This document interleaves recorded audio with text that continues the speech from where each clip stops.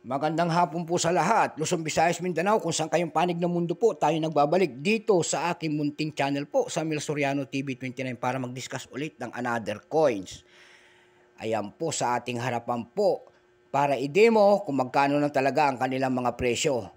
Ito po ay aking mga koleksyon lamang at dinay-detalye natin one by one ang kanilang mga presyo po.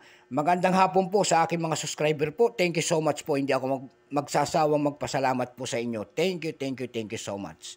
Yun naman po, hindi naman po nakapag-subscribe sa atin. Ayan, baka pwede tayong makiusap at gusto nyo ang ganitong mga topic po about coins.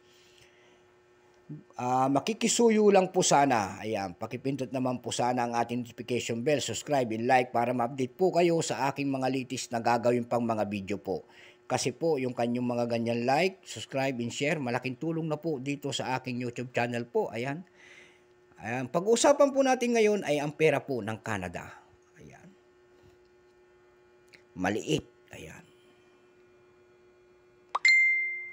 Ayan po ang ating pera po ng ating Canada. Ayan. Year 1998 po ang ating pag-uusapan, 1 cent. Ayan, bulaklak po. Ayan.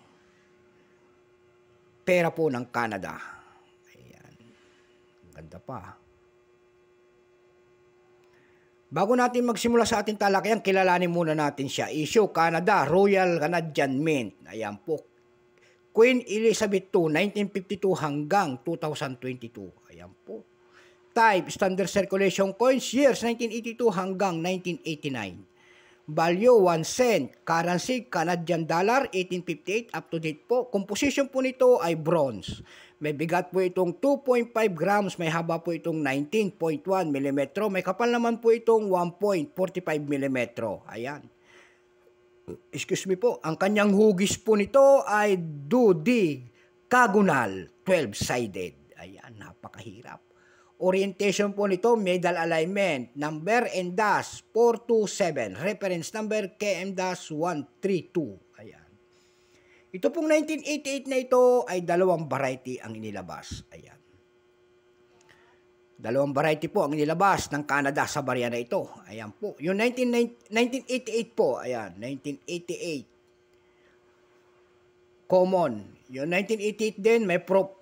Kaya dalawa. May proof pala to. Ayan. Itong hawak natin, syempre, hindi ito proof. Common to.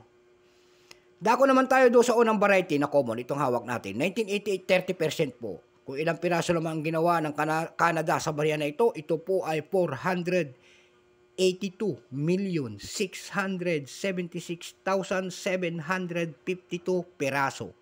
Napakarami. May price na doon sa ating numista.com po, yung kanyang extra fine ay 6 lamang. Almost uncirculated, 11, uncirculated, 41 pesos. Dako tayo doon sa kanyang 1988 proof.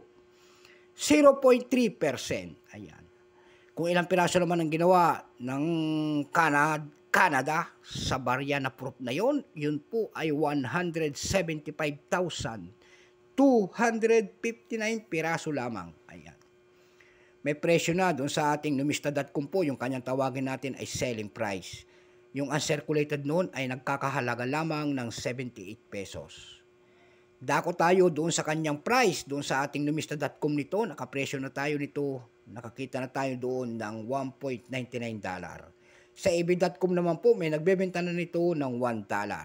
Doon po sa carousel page po, may nagbebenta nito ng 30 pesos per piece. Ayan lang, wala na tayong maibabahagi pa. So hanggang dito na lamang. God bless po sa lahat. Luzon, Visayas, Mindanao, kung saan kayong panig ng mundo po. Bye-bye.